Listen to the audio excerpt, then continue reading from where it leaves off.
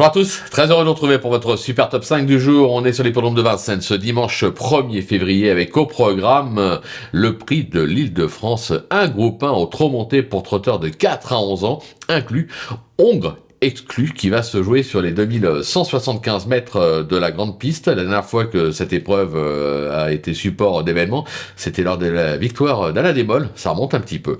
On a coutume de dire qu'il s'agit de la revanche, bien sûr, du prix du Cornulier.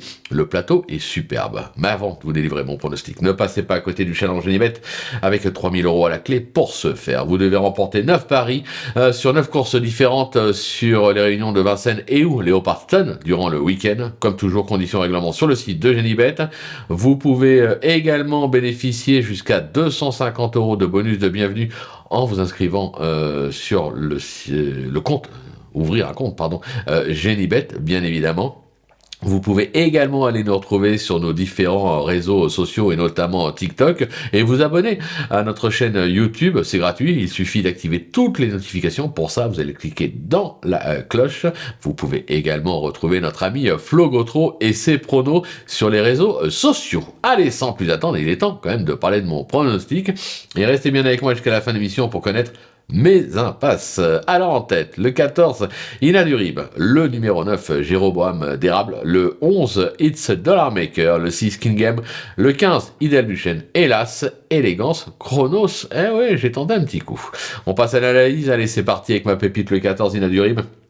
Dauphine de Jean Badeguez dans le Cornulier 2025, Ina Durib s'était offert une consolante en remportant ce prix de l'Île-de-France. Cet hiver encore, cette championne de l'entraînement de Joël Allais a dû plier face à Iguski Sauton dans la belle et trouve ce dimanche l'occasion de prendre sa revanche, entre guillemets, même si Iguski Sauton n'est pas là. Son mentor l'annonce au mieux. Je pense qu'elle peut de nouveau inscrire un groupe 1 à son palmarès. Mon coup de cœur, le 9, Jéroboam d'Érable, véritable crack sous la selle qu'entraîne Clément Thomas. Ce fils de Prodigious a été sacré à l'occasion du Normandie en juin 2024.